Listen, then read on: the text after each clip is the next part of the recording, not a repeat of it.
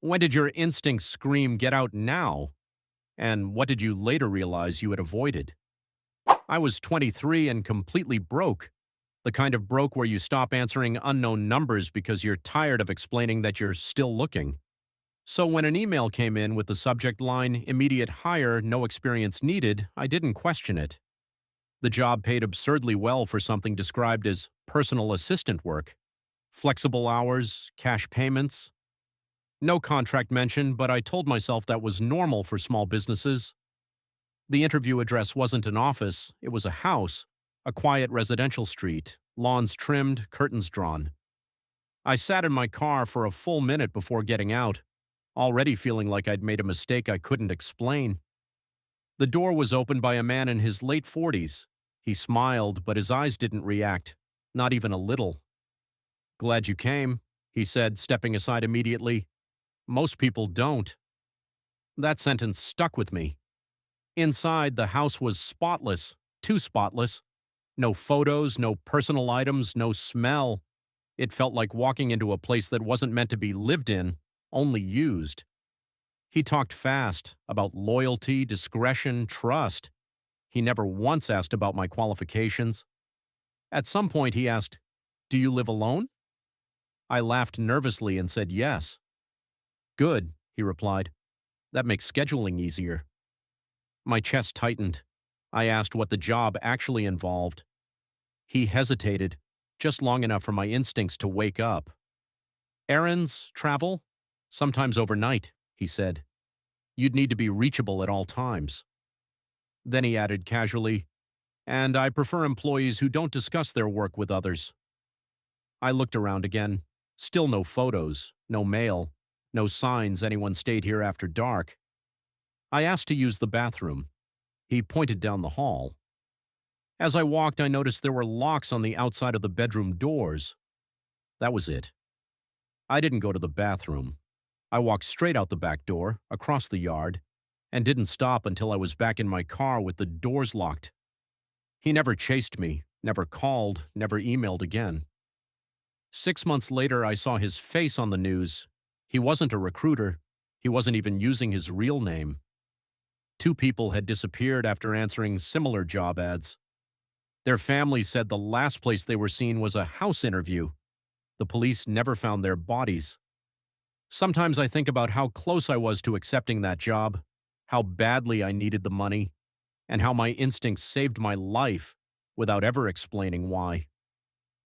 I was taking the last train home after a long shift, almost no passengers, just a few people spread across the car, half asleep. At one stop, a man got on and sat directly across from me, plenty of empty seats. He chose mine. He didn't look at his phone, didn't look out the window. He watched me, not in an aggressive way, worse, calm, patient, like he was waiting for something. I tried to ignore it, but my body reacted before my mind did. My heart sped up. My hands went cold. After 2 stops, he leaned forward and said quietly, "You missed your station." I hadn't. I stood up anyway. The doors opened at the next stop, an empty platform in the middle of nowhere. As I stepped out, he stood up too. Something inside me snapped. I turned sharply and stepped back into the train just as the doors closed. He was left standing on the platform, staring through the glass. Still calm, still patient. The next morning, the police announced a manhunt. A suspect had been using late-night trains to follow people home. They released a blurry photo from a station camera. It was him. And according to the report, his last confirmed location was the exact stop where he told me I'd missed my station. I was supposed to go to the gym that morning. I even put on gym clothes. That alone should tell you how serious I was. But as I stood by the door, bag in hand, I felt an overwhelming sense of nope. Not fear, not dread, just pure, honest laziness. So I did what any responsible adult would do. I went back to bed. 2 hours later, my phone exploded with messages. Apparently, the gym had to be evacuated. A guy dropped a dumbbell on a sprinkler pipe, water everywhere, chaos, slipping, screaming. But that's not the best part. While everyone was standing outside soaking wet, someone broke into the locker room. Stole wallets, phones, even car keys. My gym buddy texted me, "Bro, your locker was right next to mine. They cleaned it out." I stared at my phone, still warm under my blanket, and laughed. For once, my inner voice wasn't dramatic. It didn't scream run or danger, it just whispered, "Stay in bed." And honestly, best instinct I've ever trusted. I was driving home from a friend's place just after midnight. Same route I'd taken 100 times, same turns, same empty road. About halfway home, my GPS recalculated.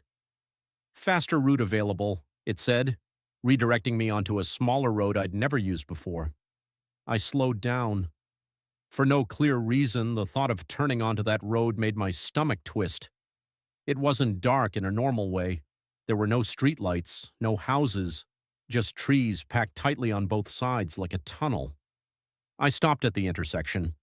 The new road stretched ahead, narrow and quiet. My original route continued to the right, longer, familiar, boring. I sat there for maybe 10 seconds arguing with myself. Then I ignored the GPS and stayed on my usual road. 10 minutes later, I passed flashing lights, police cars, ambulances, yellow tape. The small road, the one I almost took, was completely blocked off. The next day, the local news reported a single car accident. A driver had gone off the road at high speed and hit a tree. But that wasn't what stayed with me. A witness told police they'd seen another car pulled over earlier. Engine running, door open, no driver in sight. They never figured out why the crashed car had swerved so suddenly, or why the other vehicle was abandoned. Every time I drive past that intersection now, my GPS still tries to reroute me. I always ignore it. Because sometimes your instincts don't save you from an accident. Sometimes they save you from stopping. I'm not a brave person. I don't have good reflexes. I can't fight. I can't run very fast. But I am extremely annoying when I'm uncomfortable. This almost got me killed, and then somehow saved me. It happened on a road trip. I was driving cross-country and decided to save money by booking a room through a sketchy-looking rental site. The photos were blurry, the description was vague, and the price was suspiciously low. Naturally, I booked it.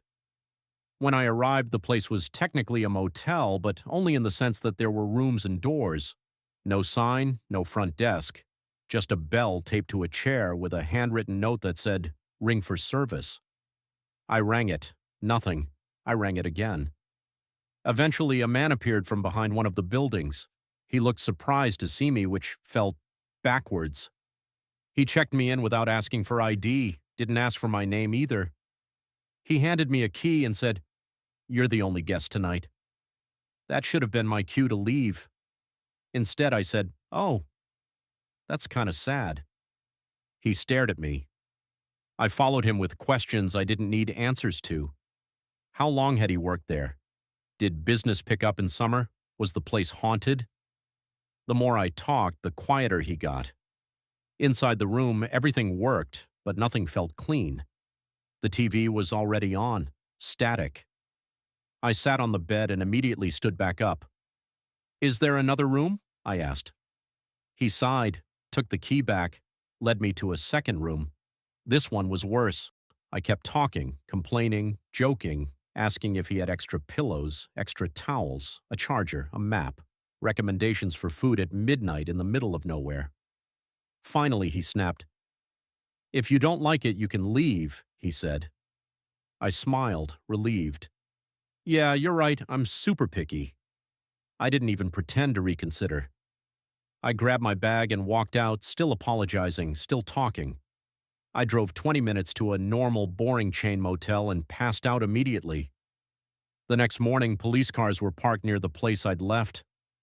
Turns out the motel wasn't operating legally. It hadn't been for years. A missing person's car was found behind the building, then another. The man who checked me in was arrested later that week. I realized something on that drive home. My instincts didn't tell me to run. They told me to be impossible, and apparently that was enough. I was invited to a coworker's birthday dinner, one of those small, awkward gatherings where everyone pretends they're closer than they are. The restaurant was new, trendy, no sign outside, just a heavy door and a staircase going down. As soon as I stepped inside, my brain said, nope. The place was empty except for our table. No music, no other guests, no windows. I told myself I was being dramatic. Halfway through the meal, the waiter came over and said, "We'll be locking the front door soon." I laughed. Everyone else laughed. My instinct didn't scream danger. It whispered something much worse. This will be awkward. I imagined asking why the door needed to be locked. Everyone turning to look at me, that coworker thinking I was weird. So I didn't ask. 10 minutes later, the lights dimmed. That's when I stood up. I didn't accuse anyone, didn't panic. I just said, "Hey, sorry, I forgot I left the stove on."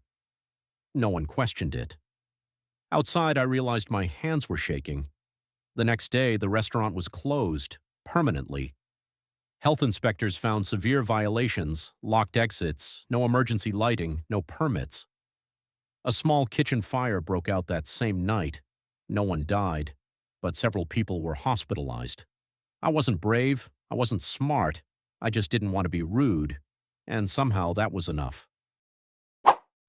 I was at a small house party, nothing wild, music low, drinks cheap, too many people I barely knew. Around midnight, someone suggested moving the party to another place. Quieter, they said, more private. A few people immediately agreed. They started naming streets I didn't recognize, laughing, already halfway gone mentally. I smiled, nodded, and felt a sudden heaviness in my chest.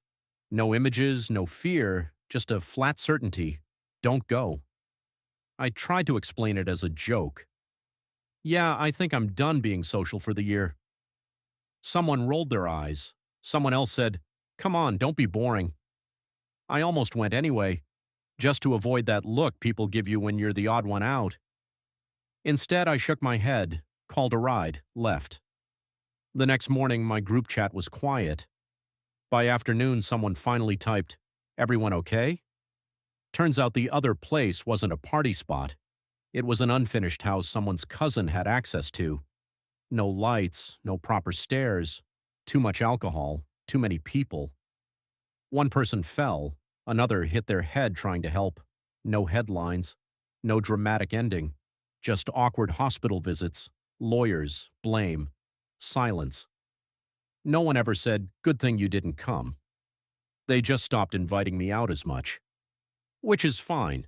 Sometimes your instincts don't save your life. Sometimes they just save you from being part of the story everyone wishes hadn't happened. I went to buy a kitchen table from someone on a local marketplace. Nothing fancy, just cheap furniture and a short drive across town. The address led me to a small apartment building. Old, but not creepy. The seller buzzed me in without asking who I was. Inside the apartment, everything was normal, almost aggressively normal. Neutral walls, clean floor, a TV playing quietly in the background. The table was already set up in the middle of the room. What caught my attention wasn't the table, it was the chairs. There were 4 chairs around it, and one extra chair pushed slightly back, like someone had just stood up. The seller noticed me looking and said, "You can sit if you want." I didn't. We talked about the table, the price, how long he'd lived there. Casual conversation, no tension.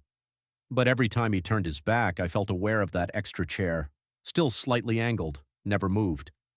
I paid in cash. He carried the table toward the door, then stopped. "Oh," he said, glancing at the chairs. "I'll keep those." All of them, including the extra one. I didn't ask why.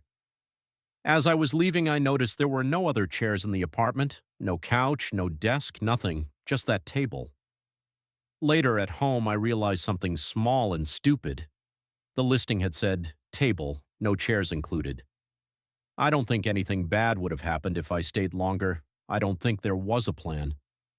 But sometimes I remember that apartment and try to picture dinner there, 4 people sitting, one chair pulled back, and no reason to ask who it was for.